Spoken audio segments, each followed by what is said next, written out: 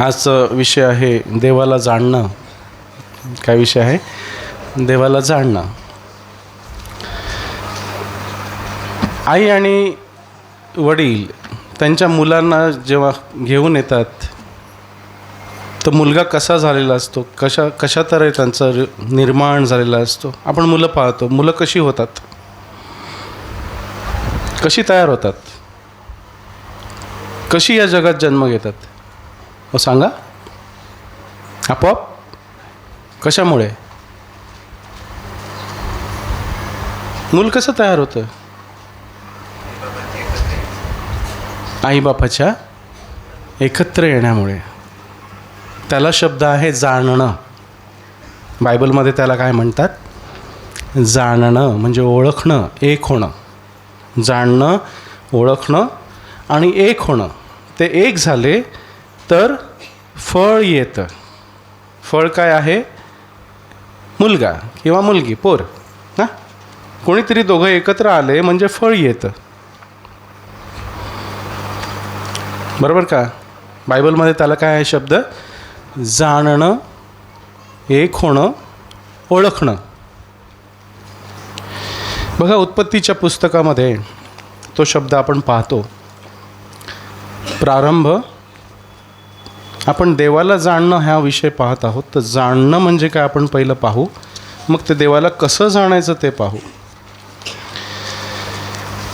आणि का जाणायचं ते पाहू. उत्पत्ती 4:1 आपण वाचू. पान नंबर 5, उत्पत्ती 4 अध्याय 1 वचन.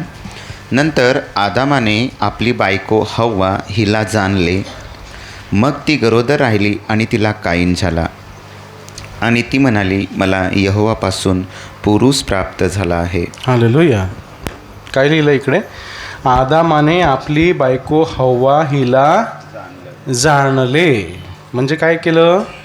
आपल्याला माहीत आहे काय केलं, ते सांगायची गरज नाही. ते एक झाले नाही का, शरीरानं एक झाले. तेव्हा काय झालं? काईन जन्मला. त्याला काय म्हटलंय? जाणणं. जसं मुलगा हे फळ आहे, पोर हे फळ आहे ना. मुलगा किंवा मुलगी काय आहे?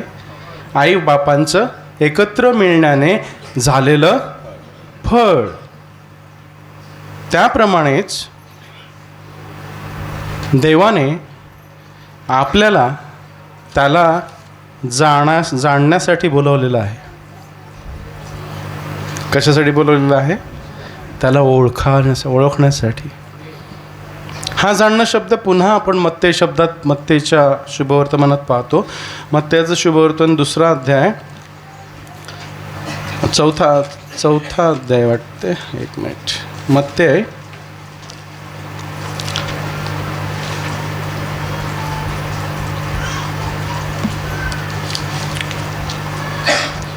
1 अध्याय वचन 25.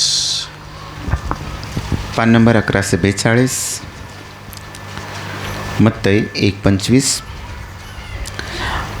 आणि ती मुलाला जन्म देईपर्यंत त्याने तिला जाणलं नाही, मग त्याने त्याचे नाव येशू ठेवलं.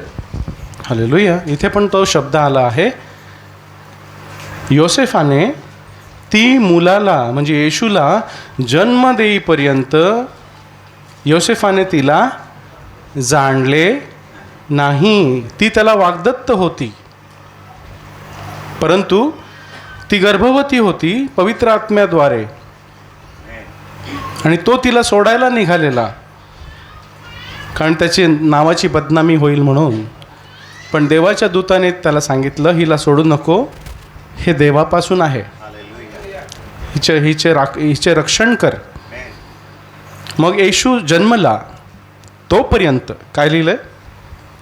मुलाला जन्म देई पर्यंत योसेफाने मरियेला, म्हणजे काय याचा अर्थ? ते शरीरानं एकत्र आले नाहीत. मग जन्म दिल्यानंतर, येशूचा जन्म झाल्यानंतर आले की नाही? त्यांना मुलं झाले की नाही? किती मुलं आहेत? नावं काय त्यांची माहिती आहेत का? मरियाला मुलं झाली की नाही नंतर? विचार करता तो? आहेत 4 मुलं आणि 2-3 बहिणी असं लिहिलेलं आहेत. मग ते 13:55 मध्ये वाचू नका, कोणी विचारलं तर सांगा. कुमारी राहिली नाही मरिया, ती आमची आई आहे. हालेलुया. आणि ते नैसर्गिक आहे. तर माझा उद्देश असा की जाणणं म्हणजे काय? एक होणं. मग देवही आपल्याला सांगतो की माझ्याशी एक हो, मला जाण. मला जाणल्याशिवाय तुला ताकद मिळणार नाही, तुला फळ देवत नाही. येशू काय म्हणतो? तुम्ही माझ्यात राहा, मी तुम्हामध्ये राहीन. माझ्यात असल्याशिवाय तुम्हाला फळ. वाचूया मग ते योहान 15 आहे ना ते. जाणणं म्हणजे काय? एक होणं.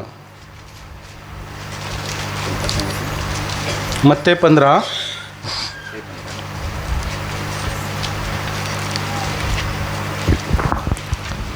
मत्तई 15 4.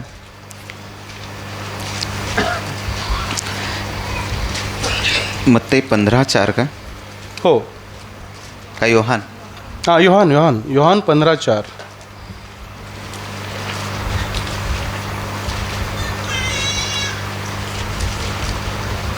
योहानाचं पुस्तक 15वा अध्याय 4थं वचन, पान नंबर 1296. तुम्ही माझ्यामध्ये राहा आणि मी तुम्हामध्ये राहीन. जसा फाटा वेलात राहिल्या वाचून त्याच्यानं आपल्या आपण फळ देवत नाही, तसे माझ्यामध्ये राहिल्या वाचून तुमच्यानेही फळ देवत नाही. हालेलुया. बघा प्रभू काय सांगतो? तुम्ही मला ओळखा, तुम्ही मला जाणा, मी तुम्हाला जाणीन. काय म्हणतो प्रभू? तुम्ही माझ्यामध्ये राहा आणि मी तुम्हामध्ये राहीन.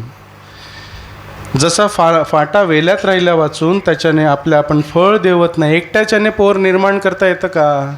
बापाने किती ताकद लावली तरी पोर होईल का? आईने किती ताकद लावली पोर होईल का? दोघं पाहिजेत ना. मी फळ देण्यासाठी किती ताकद लावली तरी येईल का माझ्यातनं फळ? नाही ना. हालेलुया. प्रभू काय म्हणतो?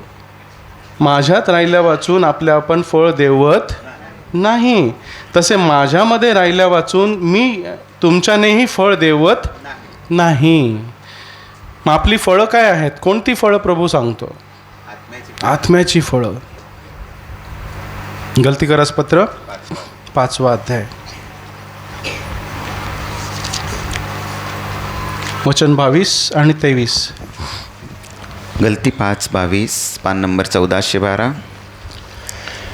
आणि आत्म्याचे फळ हे आहे प्रीती, आनंद, शांती, सहनशीलता, ममता, चांगलेपणा, विश्वासूपणा, लीनता, इंद्रिय दमन. असा गोष्टींविरुद्ध नियमशास्त्र नाही. हालेलुया. आत्म्याचे फळ कसं येईल मग? आपण तयार करू शकू का? नाही ना. काय करावं लागेल? येशूशी एक व्हावं लागेल, त्याला ओळखावं लागेल. प्रार्थना म्हणजे काय? आपण प्रार्थना म्हणजे मोठी लिस्ट केलेली आहे. मला हे दे, मला ते दे, मला ते दे असावं. मी नाही असं म्हणत. पण प्रार्थनेचा मुख्य उद्देश मला प्रभूला ओळखायचं आहे, जाणायचं आहे, मला त्याच्याशी एक व्हायचं आहे. येशू ख्रिस्त रोज सकाळी डोंगरावर कशाला जात होता? काय मागायला? भाकर, पैसे? काय मागायला जात होता? देवाशी एक होण्यासाठी जात होता. आणि तो एक होऊन खाली येत होता, म्हणून लोक बरे होत होते. एकटा करत होता का तो? तसं तो बाप माझ्याबरोबर आहे, बाप त्याची कामं माझ्यामधून करतो, मी करतो नाही, माझा बाप माझ्यामधून करत आहे, तो मला दाखवतो ते मी करतो. म्हणजे तो एक होण्यासाठी जात होता आणि ते सामर्थ्य त्याला प्राप्त होत होतं. एक होण्यामध्ये सामर्थ्य आहे. एक होण्यामध्ये फळ आहे. जर तुटलेलं असतं तर काहीच नाही. मग आपली फळं प्रीती, आनंद, शांती, सहनशीलता, नम्रता, चांगलेपणा, विश्वासूपणा, इंद्रिय दमन ही कशी होतील तयार आपल्यामधून, कशी निघतील? त्याच्या सहभागीत राहिल्यावर, त्याच्याशी एक झाल्यावर. तो आपल्याला सोडत नाही, पण आपण त्याला सोडतो, म्हणून आपण पडतो. हालेलुया. पडतो की नाही आपण? रोज चुका होतात ना, असू दे, पण नाही 7 वेळा पडला तरी उभा राहतो. काय लिहिलं आहे? नाही 7 वेळा पडला तरी उभा राहतो, परंतु दुष्टाविषयी काही आशा नाही. तो एकदा पडला का पडलाच, त्याला उठता नाही. पण नाही काय करतो? पडला तरी तो उभा आहे म्हणून पडतो ना. पडलेला कसा पडणार? हालेलुया. उभा आहे तोच पडतो की नाही? पण तो उठतो. पण नाही, एकदा जरी पडला तरी त्याला उठता येत नाही. पण पडतो, चुकतो, पण उठायचं आहे. अधिक फळ द्यावं म्हणून प्रभू सांगतो, मी तुला फटके मारतो. तुझे जे न आवडणारे तुझ्या गोष्टी आहेत त्या मी कापून काढीन. हालेलुया. मग प्रभूच्या जवळ आल्यावरती फळ वाढतं, प्रभूच्या दूर गेल्यावरती फळ वाढत नाही. मग देहाची कर्म दिसून येतात. माणसाच्या वागण्यावरून तो प्रभूच्या जवळ आहे की दूर आहे समजतं. कसं ओळखाल तुम्ही देवाच्या माणसाला? त्यांच्या फळावरून तुम्ही त्यांना ओळखाल. हालेलुया. कसं ओळखायला सांगितलं आहे? देवाचा माणूस आहे की सैतानाचा? त्याच्या फळावरून. तो काय बोलतोय, तो कसा वागतोय. पापी येशूच्या जवळ जात होते की पापी येशूपासून पळत होते? नाही. तो खादाडांचा मित्र, दारूबाजांचा मित्र, पाप्यांबरोबर जेवत होता. मग पापी त्याच्या जवळ येत होते की दूर जात होते? कोणाचा शत्रू होता येशू? शास्त्री पुरुषांचा. कोणी मारलं येशूला? हां. का? कारण त्यांनी बुरखा पांघरलेला, एवढी मोठी दाढी वाढवलेली. आम्ही पवित्र आहोत ना. जगे घालतात, जगे घालून मिरवत होते, नियमशास्त्र पाठ होते. परंतु जो देव त्यांच्या समोर उभा होता त्याला त्यांनी ओळखलं नाही. योहानाच्या पत्रात लिहिलंय की जगते त्याच्याकडून निर्माण झाली, तो जगामध्ये आला तरी त्यांनी त्याला ओळखलं हो. का? कारण ते नियमशास्त्र शोधत होते. पण नियमशास्त्रात ज्याविषयी लिहिलं होतं त्याला ते मिळवायला पाहू इच्छित नव्हते. त्यासाठी प्रभू म्हणतो, तुम्ही जेव्हा वाचता तेव्हा तुम्ही मला शोधण्यासाठी वाचा, माझं मन शोधण्यासाठी वाचा. काय मिळेल ह्या हेतूने नका वाचू, ते मिळेलच. पण पहिल्यांदा तुम्ही मला शोधा, माझे राज्य, माझे नीतिमत्व मला शोधा, मला ओळखा. मग सगळ्या गोष्टी मागावून तुम्हाला मिळतील. सामर्थ्य पाहिजे तुमचं आहे, कारण मी तुमच्या बरोबर आहे. हालेलुया. सगळं मिळेल. मला शोधा, मला जाणा. हालेलुया. इर्मया 9:23. इर्मया 9:23.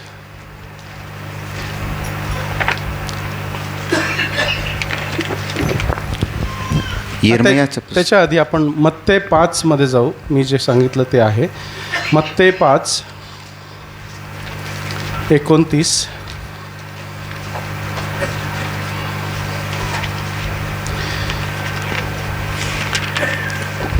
38, 29 आणि 40. 38, 39 आणि 40 वाचू. मत्ते योहान 5, 38, 39, 40. योहान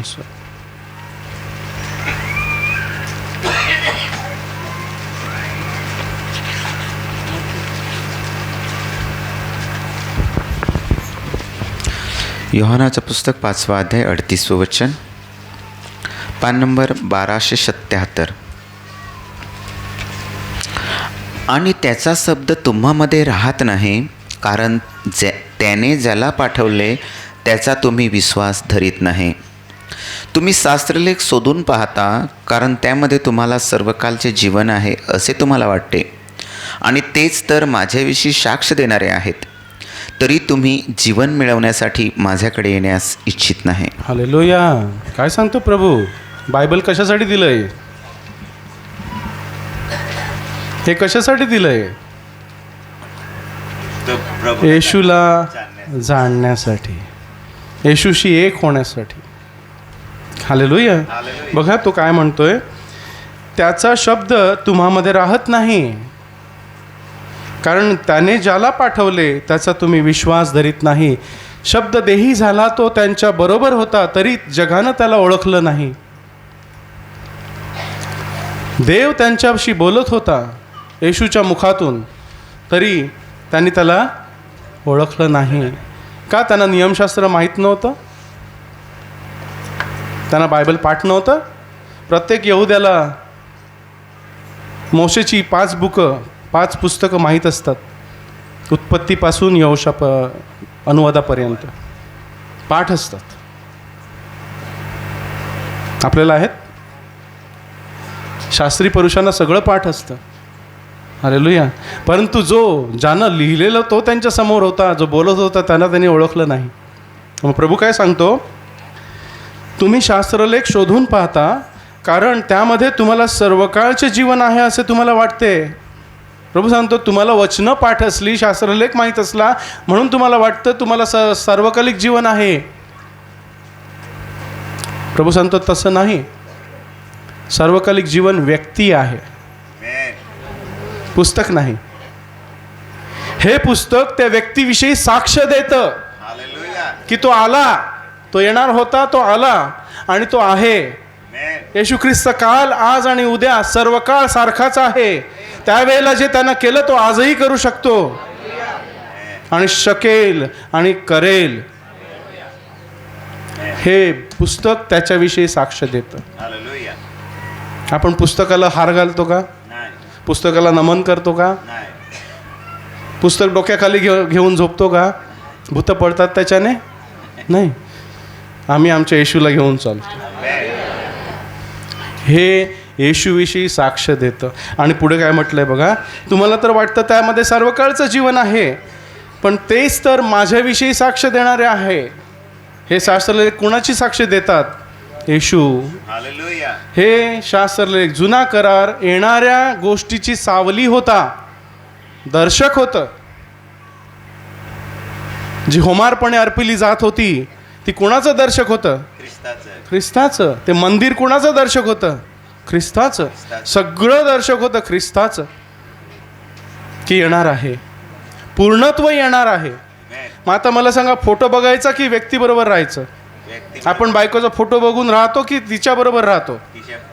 मग हा फोटो आहे.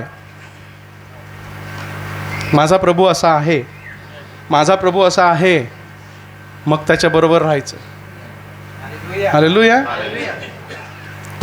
हे वाचल्याने आपल्या प्रभूशी आपण जवळ जातो, की माझा प्रभू असा आहे, त्याला काय आवडतं काय आवडत नाही मला माहीत आहे. नवऱ्याला माहीत असतं ना बायकोला काय आवडतं की नाही? जेवढे जास्त दिवस ते एकत्र राहतात, 1 वर्ष 2 वर्ष 3 वर्ष, त्याचं काय माहीत पडतं? हिला कशाने राग येतो, हिला कशाने राग येत नाही, हिला काय आवडतं, हिला काय आवडत नाही ना. आणि तिला राग येतो तेच केलं तर काय होईल? हो भावानं सांगा, बायकोला राग येतो तेच केलं तर काय होईल? किती दिवस राहील? नांगणार नाही ना. आणि नवऱ्याला आवडत नाही त्या बायकांनी केलं तर काय होईल? टिकेल का? मग हे कशासाठी दिलंय? प्रभूला जाणण्यासाठी, की त्यानं मला जाणावं, मी त्याला जाणावं, त्याला जे आवडतं ते मी करावं, आणि तो मला आवडतं ते करेल. मला प्रार्थना आपण काय करतो? मला हे पाहिजे, मला ते पाहिजे, मला ते पाहिजे सांगतो ना, पण आपण त्याला काय पाहिजे ते नाही करत. ते कसं चालेल? प्रभूला काय पाहिजे ते द्या पहिलं, त्याला आपल्याला पाहिजे तो देईल. आपण लिस्ट घेऊन जातो. नवरा बायकोकडे रोज लिस्ट घेऊन गेला तर काय होईल हो? चालेल का? सकाळपासून संध्याकाळपर्यंत सगळी कामं लिहायची आणि त्या बायकोला लिहून उठल्यापासून हे करायचं बस. चालेल? आणि तुम्ही नवऱ्याला लिहून द्या हे करायचं सकाळपासून, बोलायचं नाही जास्त, फक्त कामच करत राहा. किती दिवस नातं टिकेल ते? काही नाही ना. मग आपल्यालाही तसंच बोलावलेलं आहे. देवाचं आणि आपलं नातंही तसंच असायला हवं की लिस्ट नाही, नातं. मी प्रेमापोटी सगळं तुझ्यासाठी करतोय, तुला आवडतं ते मी प्रेमासाठी करतोय, मी देतोय ते प्रेमामुळे देतोय, भाग पडतं म्हणून नाही. नवरा बायकोसाठी काय आणतो ते प्रेमापोटी आणतो की भाग पडतं म्हणून आणतो?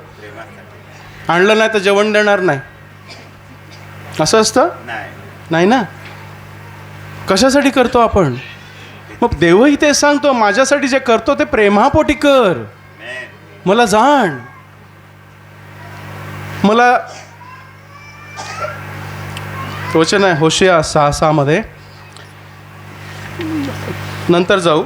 40वं वचन काय सांगतं? तरी तुम्ही जीवन मिळवण्यासाठी माझ्याकडे येत नाही. तुम्हाला जीवन हवंय, फळ द्यावं असं वाटतंय तर तुम्ही माझ्याकडे येत नाहीत. होशिया 6:6 बघा काय लिहिलंय. होशे दानिएल नंतर आहे. होसेयाचं पुस्तक 6वा अध्याय 6वं वचन, पान नंबर 1083.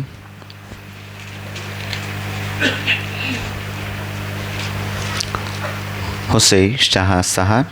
कारण मला दयेची आवड आहे, यज्ञाची नाही, आणि होमारपणापेक्षा देवाचे ज्ञान मला अधिक आवडते. हालेलुया. काय म्हटलंय देवानं? मला दयेची आवड आहे, मला प्रेमाची आवड आहे, यज्ञाची नाही. तुम्ही यज्ञ देता पण माझ्यावर प्रेम करत नाही, मला काही उपयोग नाही त्याचा. कशाला देता? काय मिळावं म्हणून? काय बरोबर का? देता त्या आनंदानं द्या, प्रेमापोटी द्या. प्रभू तू माझ्यावर प्रेम करतोस, तुझ्यासाठी काही. जसं आपण नवरा बायको वागतो ना तसं प्रभूशी वागायचं आहे, किंवा त्याहीपेक्षा जास्त. आणि होमारपणापेक्षा देवाचे ज्ञान म्हणजे देवाला ओळखणं मला अधिक आवडतं. देवाला काय देणं ह्यापेक्षा मी देवाला ओळखणं मला अधिक आवडतं. कारण जेव्हा मी त्याला ओळखतो तेव्हा मी त्याला योग्य गोष्टी देतो. नाहीतर मी देऊन देवाला देवाला खुश करायला पाहतो. मी हे दिलं म्हणजे देव खुश, तुम भी खुश मैं भी खुश, तुम जाओ मैं इधर. नाही, काही देण्याच्या आधी देवाला मी दिलेला पाहिजे. मी त्याला दिलेलं नसेल तर माझं काही त्याला अर्पण मान्य नसेल ना.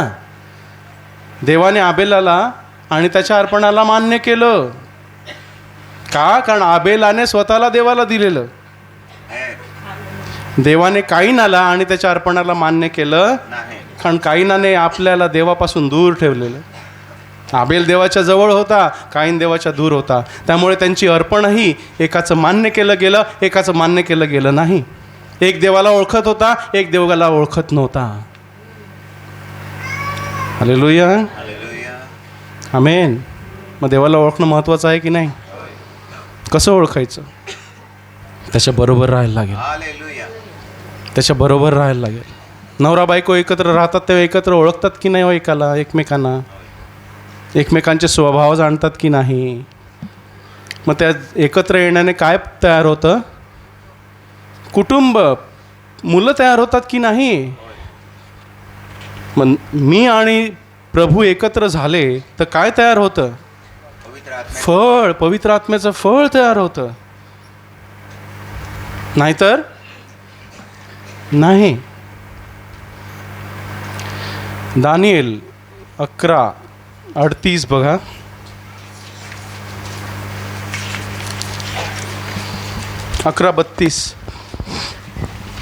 दानियल 11:32.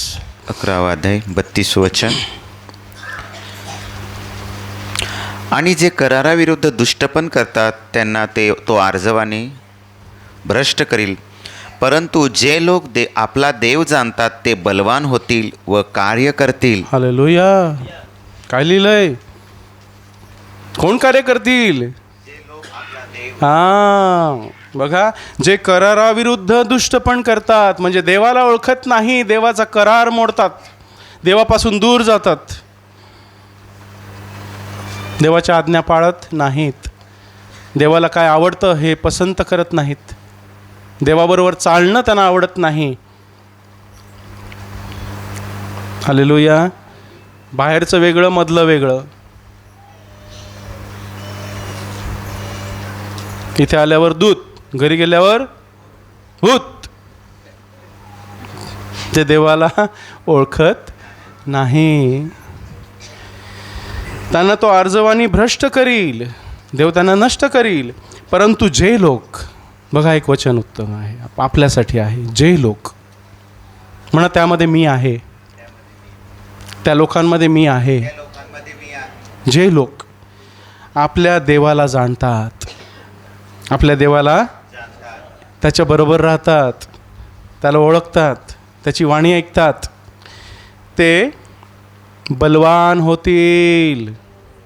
पाहिजे बलवान? ताकद पाहिजे? कशी मिळवायची? येशूमध्ये ताकद कशी होती? किती होती? का होती? तो म्हणतो मी माझ्या बापाला ओळखतो. तुम्ही ओळखत नाही पण मी ओळखतो. माझा बाप माझ्या बरोबर आहे. त्याने मला एकटं सोडलं नाही, कारण त्याला ज्या गोष्टी आवडतात त्या मी सर्वदा करतो. ताकद का होती येशूमध्ये? देवाला जे आवडतं ते मी सर्वदा करतो. हे येशूच्या शक्तीची, सामर्थ्याची गुप्त किल्ली आहे. देवाला जे आवडतं ते मी सर्वदा करतो. मी त्याच्याशी एक आहे. मी आणि माझा बाप एक आहोत. हालेलुया. आणि जसा मी माझ्या बापामध्ये एक आहे तसे तुम्ही माझ्यामध्ये एक व्हा. म्हणजे माझं ते तुझं आणि तुझं ते माझं होईल. माझं सामर्थ्य तुझं सामर्थ्य होईल. माझे शब्द तुझे शब्द होतील. काय कमी पडेल हो? हालेलुया. आपण कशावर भरोसा ठेवतो? जगातल्या गोष्टीवर. आणि जो आपल्याला सगळं काही देतो त्याच्यावरचा आपला भरोसा एकदम कमी असतो. हालेलुया. कशावर ठेवायचा भरोसा? येशूवर. त्याला ओळखायचं. इर्मयामध्ये जाऊ आपण. इर्मयाचं राहिलेलं आपलं. इर्मया 9:23.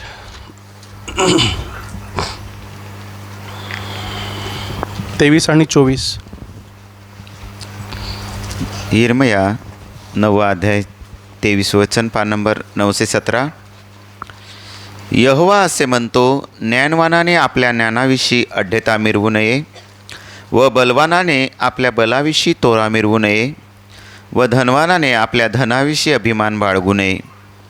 परंतु जो अभिमान बाळगतो त्याने याविषयी अभिमान बाळगावा की तो समजतो व मला ओळखतो, असा की जो पृथ्वीवर प्रेम, दया, न्याय व न्यायपण चालवतो तो मी यहोवा आहे आणि या गोष्टींमध्ये मला संतोष आहे, असे यहोवा म्हणतो. आमेन. हालेलुया. बघा, जगातील लोक कशावरती भरोसा ठेवतात? कशाचा तोरा मिरवतात? पहिली गोष्ट ज्ञान. यहोवा असे म्हणतो, ज्ञानवानाने आपल्या ज्ञानाविषयी आड्यता मिरवू नये. जगाचं ज्ञान क्षणभंगूर आहे. मेलं की संपलं ना. दुसरी गोष्ट, जगातली लोक बलाविषयी आढ्यता मिरवतात. मी काय करू शकतो तुला माहिती आहे का? मी कोण आहे माहिती आहे का? नाही, मी फोन लावला तर काय होईल माहिती आहे का? अरे मी फोन लावला तर काय होईल माहिती आहे का तुला? हालेलुया.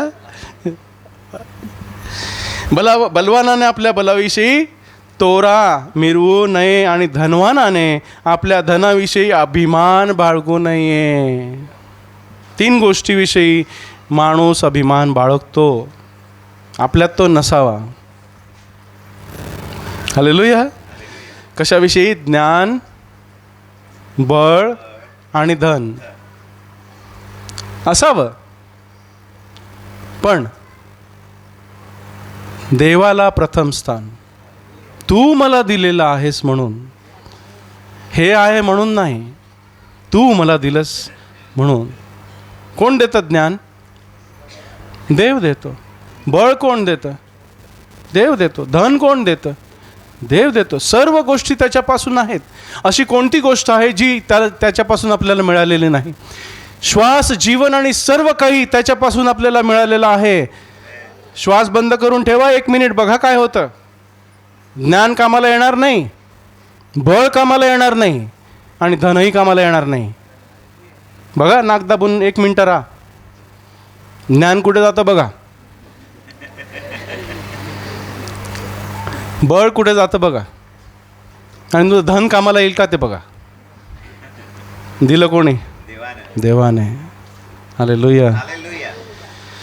परंतु जो अभिमान बाळगतो त्याने आपल्या याविषयी अभिमान बाळगावा. कशाचा अभिमान बाळगावा?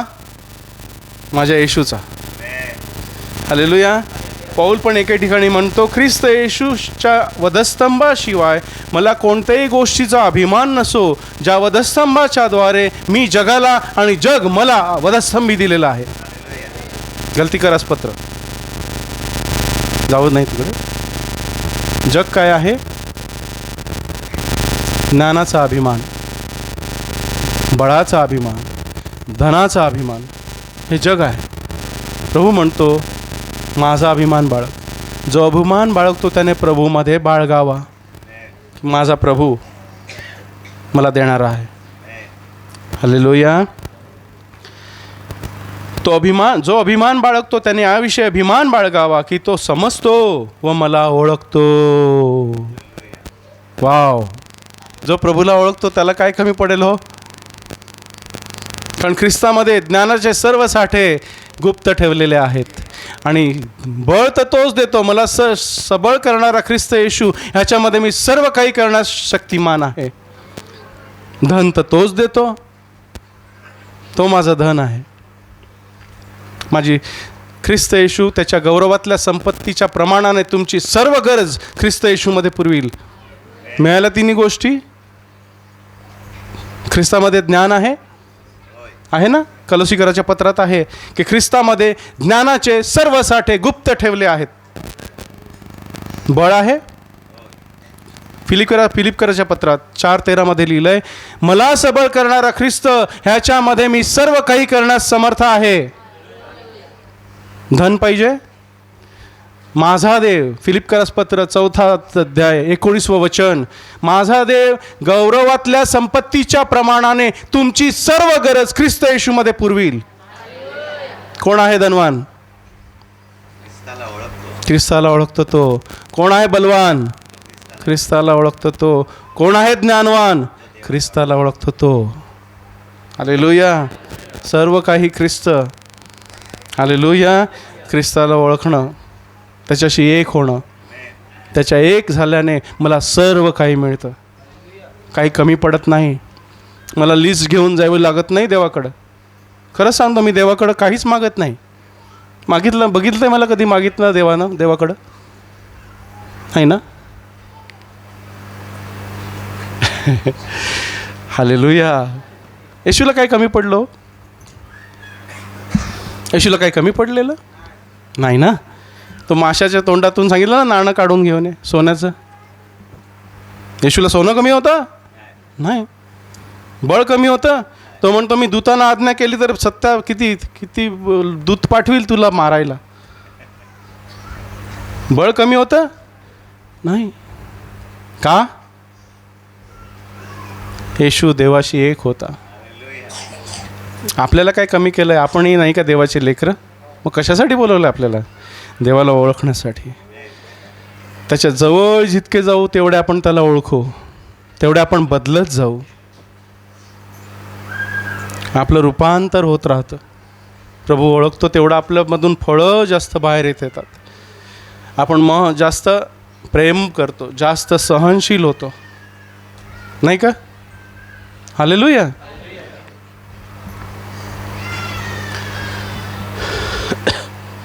निर्गम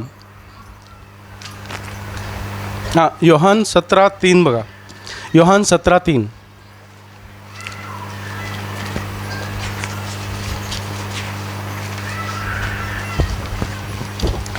पान नंबर 1299.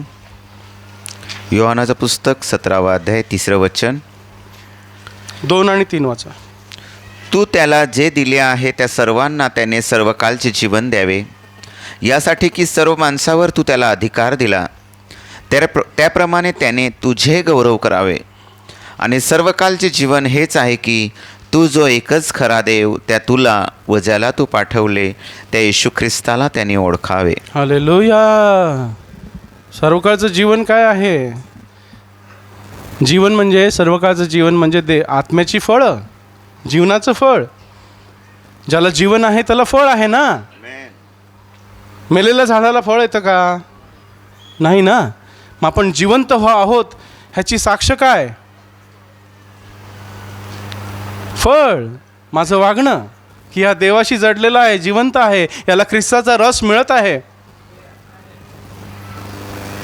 तुटलेला नाही. तुटलेली फांदी फळ देईल का? नाही. तू त्याला जे दिले आहे त्या सर्वांना त्यांनी सर्वकाळचे जीवन द्यावे, यासाठी की सर्व माणसावर तू त्याला अधिकार दिला, त्याप्रमाणे त्याने तुझे गौरव करावे. आणि सर्वकाळचे जीवन हेच आहे. सर्वकाळचे जीवन काय आहे? मेल्यावर स्वर्गात जाणं. सर्वकाळचं जीवन म्हणजे काय? एकच खरा देव त्याला ओळख. मेल्यावर स्वर्गात जाणं. कधी मिळतं सार्वकालिक जीवन? जो ख्रिस्ताला ओळख. मेल्यावर कुठे? इथे. माझं स्वर्गीय जीवन इथेच सुरू होतं. देवाचं राज्य कुठे आहे? आमच्यामध्ये. मग देवाचं राज्य तिथे आहे की इथे आहे? आमच्यामध्ये आहे. मग मेल्यावरती संपेल का? मग इथे असलं तर ते संपणार नाही आहे. फक्त माझं शरीर बदलेल, मला गौरवी शरीर मिळेल, तुम्हालाही मिळेल. तू जो एकच खरा देव, सर्वकाळचे जीवन हेच आहे की तू जो एकच खरा देव व त्या तुला व ज्याला तू पाठवले त्या ख्रिस्ताला, येशू ख्रिस्ताला त्यांनी ओळखावे, एक व्हावं. म्हणजे त्याचं जीवन माझं जीवन. माझ्या जीवनात तू ये, त्यापेक्षा माझं जीवन जावं आणि तुझं जीवन मला दे. माझं जीवन मेलं की नाही, मग माझ्या जीवनात ये कशाला म्हणायचं? तू माझ्यामध्ये जगतो. आता मी नाही तर ख्रिस्त. पौल काय म्हणतो?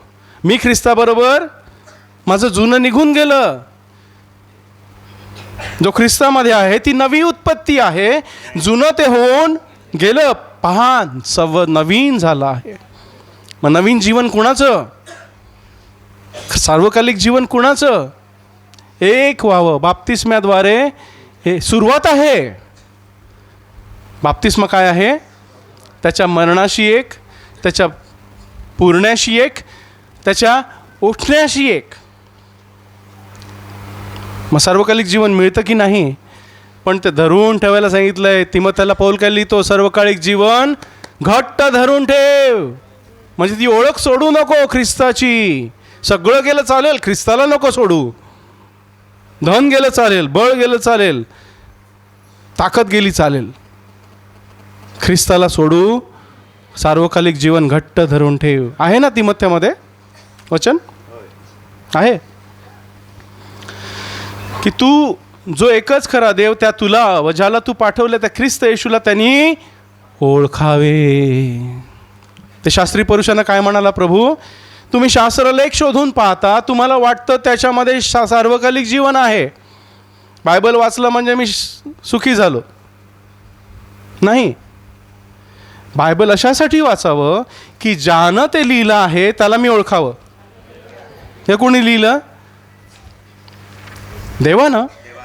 पवित्र आत्म्यानं पेरलेले होते, त्यांनी हे लिहिलं नुसतं. पण लिहिणारा, बोलणारा तो होता. आत्म्यानं प्रेरलेलं होतं ना. संपूर्ण शास्त्रलेख देवानं प्रेरलेला आहे. वाचूया, तिमथीमध्ये आहे ना, 1 तिमथी 3 अध्याय 16 वचन. संपूर्ण शास्त्रलेख देवानं प्रेरलेला आहे. कशासाठी? की मी त्याला ओळखावं.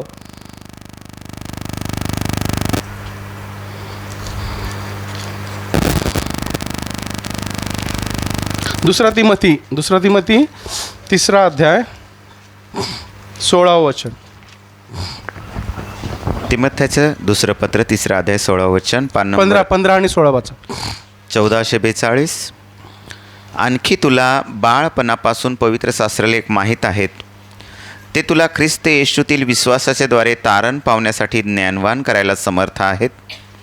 संपूर्ण शास्त्रलेख देवाने प्रेरलेला आहे आणि तो शिक्षण, निषेध, सुधारणूक, न्यायीपणाचं शिकवणं याकरिता उपयोगी आहे. 17.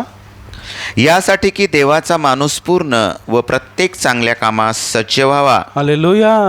जे देवाला जाणतील ते बलवान होतील आणि कार्य करतील. लिहिलंय ना, आपण वाचलं की नाही? जे देवाला जाणतात ते बलवान होतील आणि कार्य करतील. बघा, आणखी तुला बाळपणापासून पवित्र शास्त्रलेख माहीत आहेत. कशासाठी आहेत ते? ते तुला ख्रिस्त येशूतील विश्वासाच्या द्वारे तारण पावण्यासाठी ज्ञानवान करायला समर्थ आहेत. आपल्याला ख्रिस्ताची ओळख करून द्यायला शास्त्रलेख समर्थ आहेत. देवाची वचनं आपल्याला काय करून देतात? ख्रिस्ताची ओळख. हालेलुया. बायबल नसतं तर आपण ख्रिस्ताला ओळखू शकलो असतो का? नाही. हालेलुया. संपूर्ण शास्त्रलेख देवाने प्रेरलेला आहे. कोणी दिलेला आहे? देवाने. कशासाठी? तो शिक्षण. कशासाठी? शिक्षणासाठी. निषेध, कोण चुकलं तर निषेध करण्यासाठी. सुधारणूक करण्यासाठी, आपल्या स्वतःची सुधारणूक करण्यासाठी. न्यायीपणाचे शिकवणे, म्हणजे पवित्रतेने कसं राहावं ते शिकण्यासाठी उपयोगी आहे. म्हणजे ख्रिस्ताच्या रूपात, ख्रिस्ताशी एक होण्यासाठी, ख्रिस्ताची एकरूप होण्यासाठी, ख्रिस्ताची ओळख करून घेण्यासाठी उपयोगी आहेत. हे काय करून देतात? मला ख्रिस्ताची ओळख करून देतात, ज्यामुळे मी त्याच्या रूपामध्ये रोज रूपांतरित होत राहतो. मी वाचतो तेवढा मी बदलतो. हालेलुया. बदलतो की नाही? 10 वर्षापूर्वी आपण जसे होतो ते आता आहात का? नाही ना. काहीतरी बदललं ना. प्रत्येक वर्षी काहीतरी बदलत आहे ना. मग प्रभू आपल्याला बदलतो. जेवढे आपण त्याला ओळखतो तेवढे आपण बदलतो. जर ओळखलं नाही तर बदलणार नाही. आशाच नाही धरायची बदलण्याची. प्रभूला ओळखलं तेवढा मी बदलेन. यासाठी की देवाचा माणूस पूर्ण व प्रत्येक चांगल्या कामास सज्ज असावा, प्रत्येक फळ देण्यास सज्ज असावा. आमेन. कंटाळा येईल? देवाच्या गोष्टीचा कंटाळा येईल? नाही. प्रार्थनेचा कंटाळा येईल? नाही. देवाशी एक बोलण्याचा कंटाळा येईल? देवाबरोबर राहण्याचा कंटाळा येईल? किती तास राहायला सांगितलं देवाबरोबर आपल्याला रोज? हा? किती तास देवाबरोबर राहायला सांगितलं आहे? मोठा प्रश्न पडलाय तुम्हाला. 24 तास. किती तास राहायचंय त्याच्याबरोबर?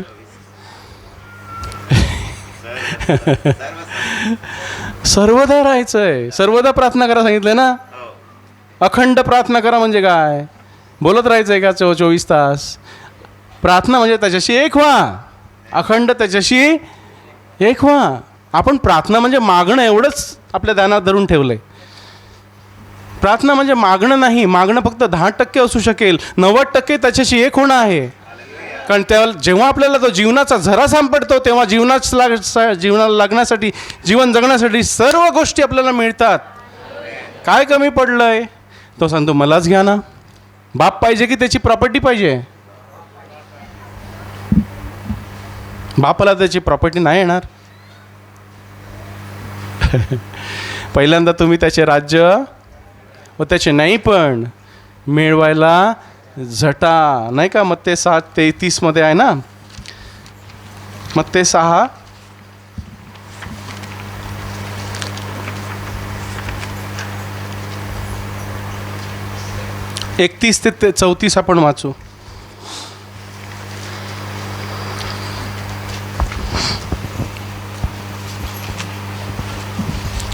पान नंबर 1149.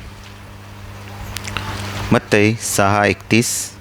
म्हणून आपण काय खावं किंवा आपण काय प्यावं किंवा आपण काय पांघरावं असे म्हणत काळजीत असू नका, कारण राष्ट्रांचे लोक ह्या सर्व गोष्टी मिळवायला झटतात. आणखी या सर्वांची गरज तुम्हाला आहे हे तुमच्या आकाशातील बापाला ठाऊक आहे. तर तुम्ही पहिल्याने त्याचे राज्य व त्याचे न्याय पण मिळवायला झटा, म्हणजे त्यावर ह्या सर्व गोष्टी तुम्हाला मिळतील.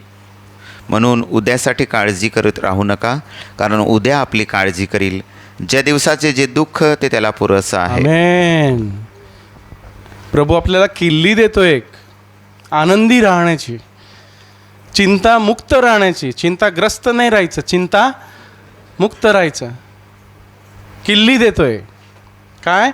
म्हणून तुम्ही काय खावे आणि काय प्यावे किंवा आपण काय पांघरावे असे म्हणत काळजीत असू नका. आपण काळजी करतो ना खूप. का वाटते काळजी? कारण नातं नसतं. हालेलुया. काय नसतं? नातं नसतं, ओळख नसते, दूर गेलेलो असतो. अहो, राजाच्या घरात मी समजा जन्मलो तर मी खायची काळजी करेन का? माझ्या बापाच्या घरात मी खायची काळजी करेन का? मग तेच तर प्रभू सांगतोय, माझ्या घरात तुम्ही कशाला काळजी करता? हालेलुया. कारण राष्ट्रांचे लोक ह्या सर्व गोष्टी मिळवायला झटतात. आता आपण राष्ट्राचे आहोत की देवाचे आहोत आपण ठरवायचं आहे. जर राष्ट्राचे लोक ज्या गोष्टी मिळवायला झटतात त्याच गोष्टी मी मिळवायला झटत असेल तर माझ्यामध्ये काहीतरी गडबड आहे. मी माझ्या प्रभूला ओळखत नाही. आणखी या सर्वांची गरज तुम्हाला आहे हे तुमच्या आकाशातील बापाला माहीत आहे. तुम्हाला काय हवंय ते. आपल्याला जेवण पाहिजे, कपडे पाहिजेत, पोरं पाहिजेत, नोकरी पाहिजे, आरोग्य पाहिजे, सगळं पाहिजे, माहीत आहे त्याला. तो म्हणतो तू मला पहिलं घे. मी ज्याच्या जवळ आहे त्याला कोणत्या गोष्टीची कमी पडत नाही. न मागता तुला सगळं काही मिळेल. न मागता देतो की नाही तो? हवा मागतो का रोज आपण? कोण मागतो रोज रोज हवा? ज्या हवेशिवाय आपण एक मिनिट जिवंत राहू शकत नाही ती हवा आपण मागत नाही. करा विचार. मग काय मागावं? मग अन्न कशाला मागतो? हवा नाही मागत अन्न कशाला मागतो? मग हवेशिवाय किती वेळ आपण जिवंत राहू? बघा, 1 मिनिट राहतात का? नाक धरा एकमेकांची. 1 मिनिट राहा, 100 रुपये देईन. हां, मग आपण हवा नाही मागत, मग दुसऱ्या गोष्टी एवढ्या कशाला? मला हे पाहिजे, मला ते पाहिजे करतो. प्रभू देत नाही हवा. एक दिवस हॉस्पिटलमध्ये ऑक्सिजन लावून बसा, किती बिल होईल? करोनाच्या काळात पाहिलं ना, ऑक्सिजन नव्हता ना, बाटल्या मागवत होते ना, किती बिल होत होतं. मग जन्मापासून आजपर्यंत एवढी हवा फुकट खाली, त्याचं काय दिलं? किती करोडची खाली हवा. अरे मग देवाला सांगतो मला काय दिलंय? अरे तू जिवंत आहे, मोठा चमत्कार आहे.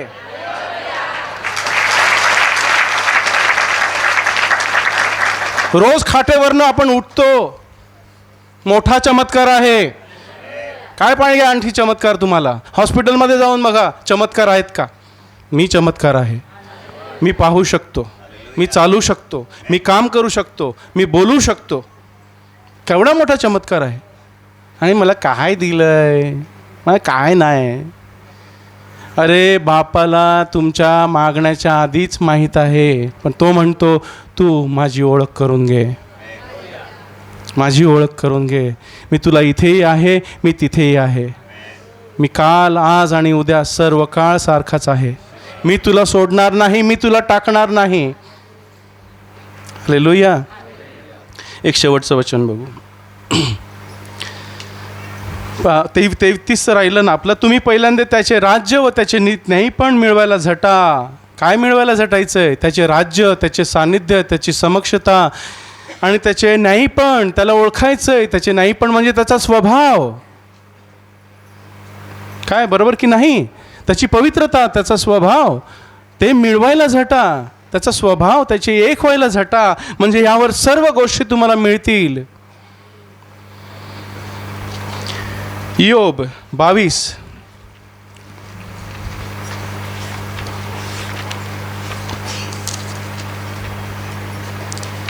इयोब 22वा अध्याय.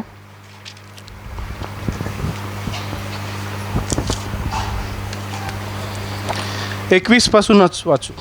पान नंबर 667. इयोब 22वा अध्याय, त्याचे 21 पासून. आता तू त्याची ओळख करून घे आणि शांतीत राहा, तेणेकरून तुला कुशल प्राप्त होईल.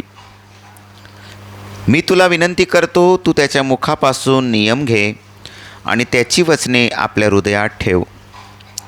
सर्व समर्थाकडे जर तू फिरशील तर तू उंच केला जाशील, आणि जर तू आपल्या डेऱ्यांपासून अन्याय दूर करशील आणि तू आपले द्रव्य धुळीत टाकशील आणि ओफिराचे सोने ओघातल्या दगडांमध्ये टाकशील, तर सर्व समर्थ तुझं धन असा होईल आणि तो तुला मौल्यवान रूप असा होईल.